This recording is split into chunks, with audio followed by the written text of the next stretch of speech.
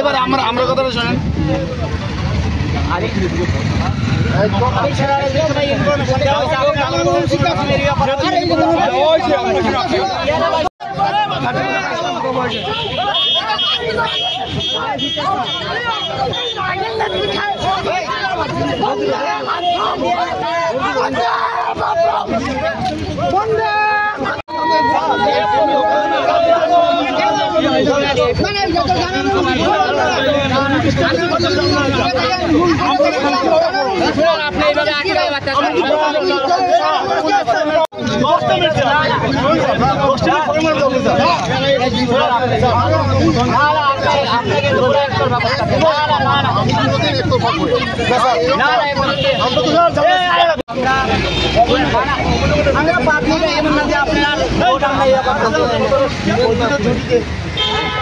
বন্দে মাতরম, তৃণমূল কংগ্রেস জিন্দাবাদ, মমতা ব্যানার্জি জিন্দাবাদ।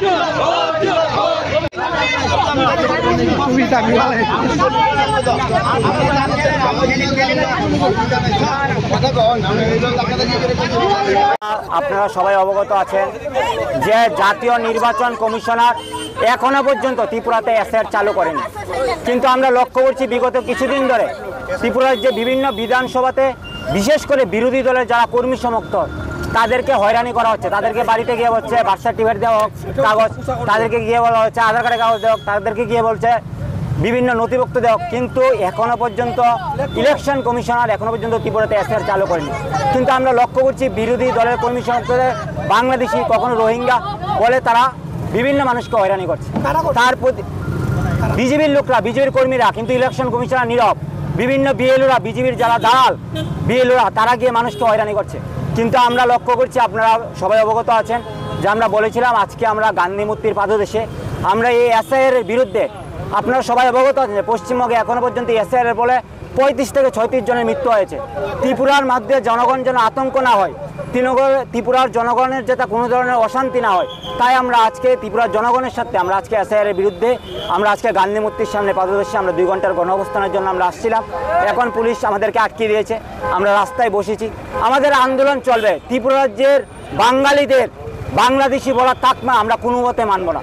ত্রিপুরা রাজ্যের পুলিশ প্রশাসন এবং ইলেকশন কমিশনারকে বিজেপির দালাল বানিয়ে তারা বিভিন্ন মানুষকে যারা এই সরকারের বিরুদ্ধে প্রতিবাদে রাস্তায় নামছে তাদেরকে আটকানোর জন্য পুলিশ রেলি দিয়ে তাদেরকে অত্যাচার করছে।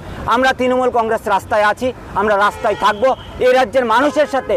এই রাজ্যের একজন ভোটারকেও, যারা ভারতের নাগরিক, যারা ভারতের সংবিধানকে মেনে চলে, এরকম একজন ভোটারের নামও আমরা ত্রিপুরা রাজ্য থেকে কাটতে দেবো।